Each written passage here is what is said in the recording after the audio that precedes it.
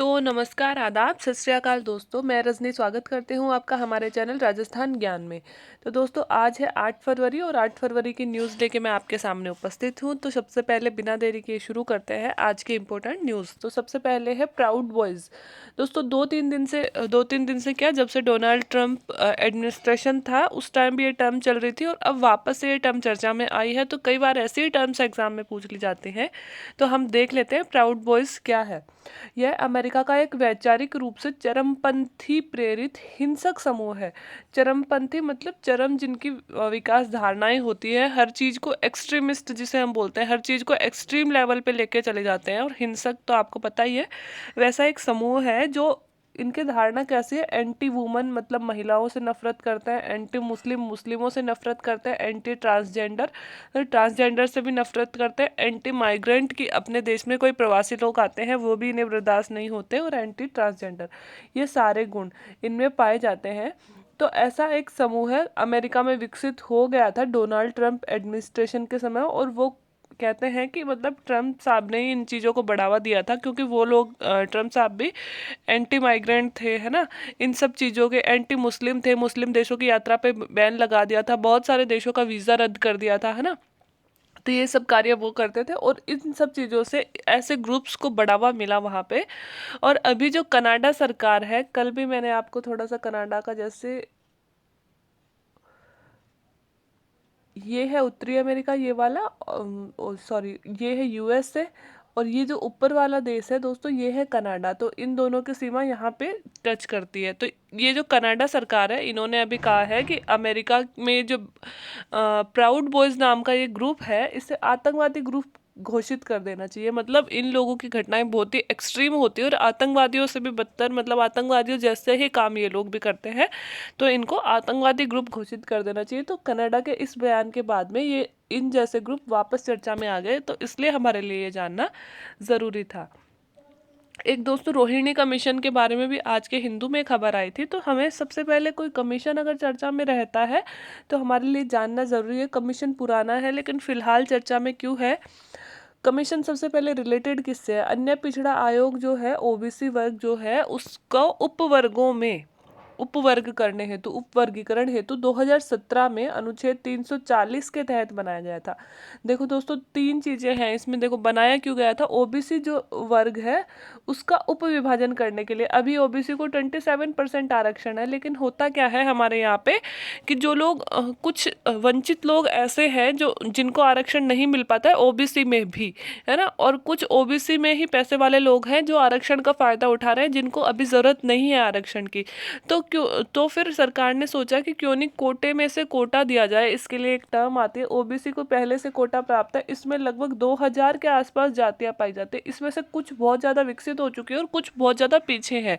तो ये कह रहे हैं कि हर एक, मतलब इन जातियों का इस तरह से विभाजन किया जाए कि अति पिछड़ा, पिछड़ा और मतलब कम पिछड़ा, इस तरह से कुछ विभाजन करके इन तीनों, मतलब तीन विभाजन, तीन लेयर बना के इस आरक्षण को विभाजित कर दिया जाए, ताकि जो सच में वंचित लोग हैं उन तक आरक्षण पहुंचे। इसके लिए रोहिणी कमीशन बनाया गया था। और रोहिणी कमीशन कब बनाया गया था, वर्ष याद रखिएगा, 2017 में।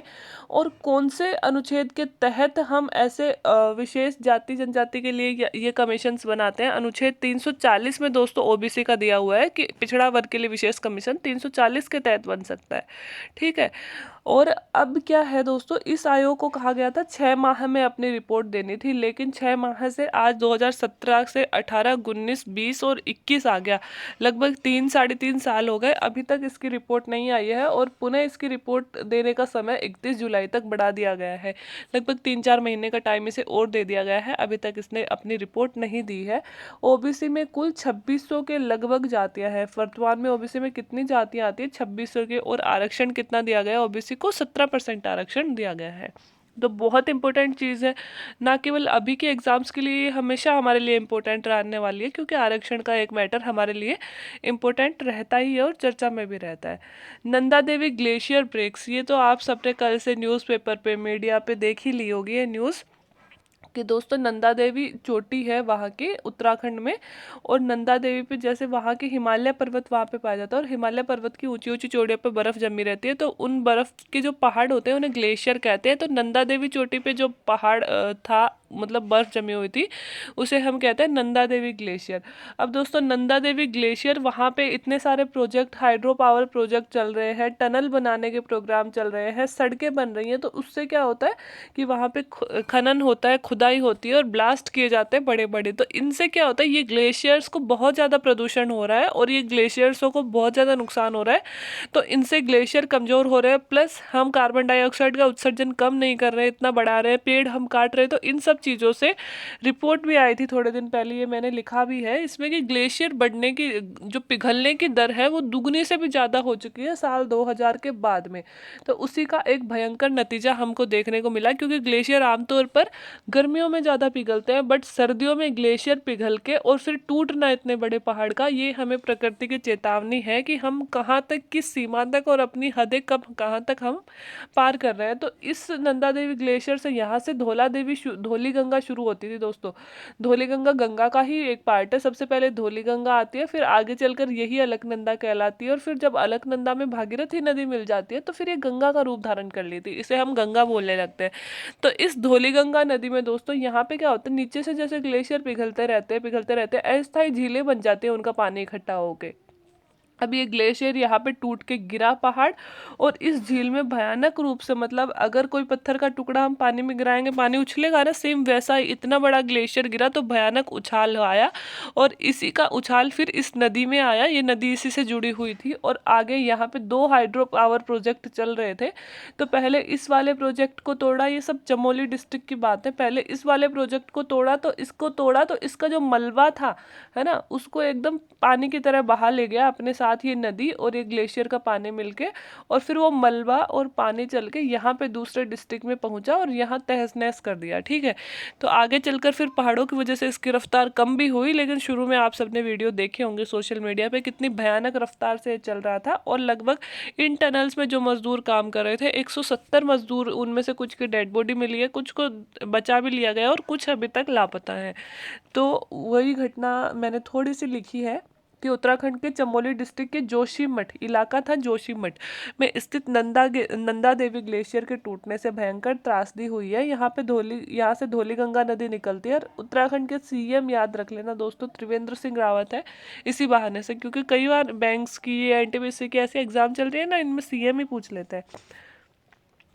चमोली के ऋषिगंगा पावर प्रोजेक्ट में 150 वर्कर्स काम कर रहे थे, जो अभी लापता है, और फंसे हुए लोगों को, हाँ, आईटीबीपी, हमारी जो इंडियन तिब्बतन बॉर्डर पुलिस है, उसके द्वारा दोस्तों आपदा राहत कार्यक्रम चलाया जा रहा है, और उसके जवानों ने, लगभग 200 जवानों का दल वहां पे भेजा गया था। तुरंत उन्होंने रेस्क्यू ऑपरेशन चलाया और बहुत सारे लोगों को बचा भी लिया। 2013 में भी हमने देखा था दोस्तों, उत्तराखंड त्रासदी पर मूवी भी बन चुकी है।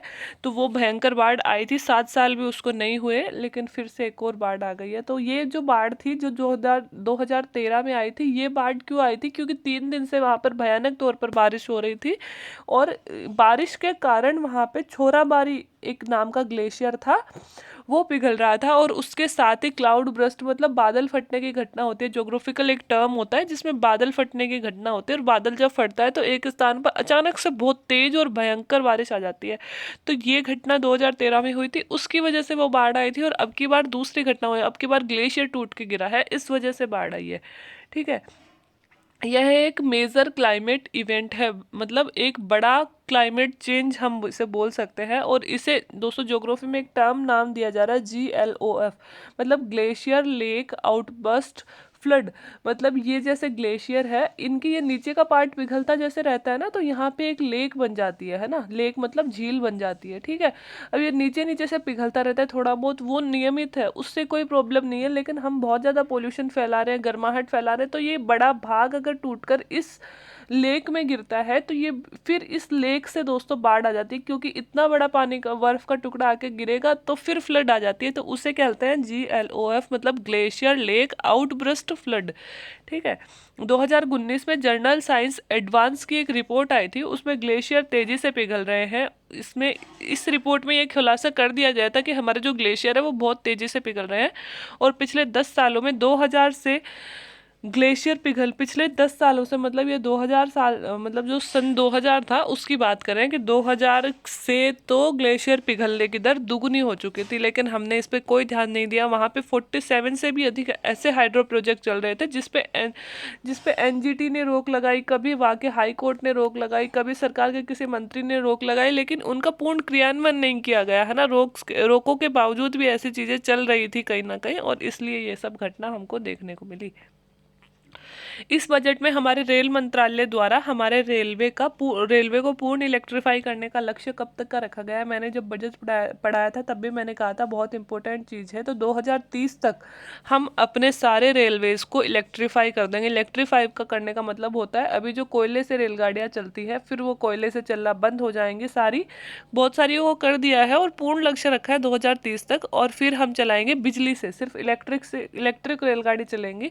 और अगर बिजली से रेलगाड़ी चल रही है तो पोल्यूशन नहीं होगा, और विश्व की पहली प्रदूषण रहित रेल बन जाएगी। बिना प्रदूषण का चलने वाला रेलवे बन जाएगा। हमारा जो इंडियन रेलवे है वो बिना प्रदूषण के चलेगा। और इसी बहाने हमारे रेल मंत्री, आप याद कर लीजिए, पीयूष गोयल जी हमारे रेल मंत्री हैं, तो वो भी ध्यान रखिएगा। एक रिपोर्ट आई है दोस्तों, उसमें इंडिया फास्टेस्ट डेवलपिंग सिटी का दर्जा मिला है हमारे 2 शहरों को। विश्व के टॉप 100 शहर गिने गए हैं जो फास्टेस्ट मूविंग, मतलब सबसे तेज गति से वृद्धि कर रहे हैं, विकसित हो रहे हैं। इसमें भारत के 25 शहर आए हैं, लेकिन हम टॉप सिर्फ 2 याद रख लेते हैं। पहला है गाजियाबाद और दूसरा है सूरत। गाजियाबाद और सूरत, ठीक है। और विश्व में इंडिया में तो पहला गाजियाबाद और दूसरा सूरत। और अगर विश्व के 100 शहरों की बात करते हैं तो विश्व में 2वें नंबर पे, मतलब दूसरे स्थान पे गाजियाबाद, और विश्व में चौथे स्थान पे सूरत है जो सबसे तेज गति से बढ़ रहा है। तो ये एक रिपोर्ट है, कई बार पूछ लेते हैं ऐसे एग्जाम्स में क्वेश्चन, तो ये भी आप याद लीजिएगा। तो ये थे करंट अफेयर्स दोस्तों। तो उम्मीद है आपको अच्छे लगे होंगे। अच्छे लगे हो तो वीडियो को लाइक कर दे, चैनल को सब्सक्राइब कर ले, और जिन भी दोस्तों को ज़रूरत है वहाँ तक इसे पहुँचाते रहे। तो वीडियो देखने के लिए थैंक यू वेरी मच।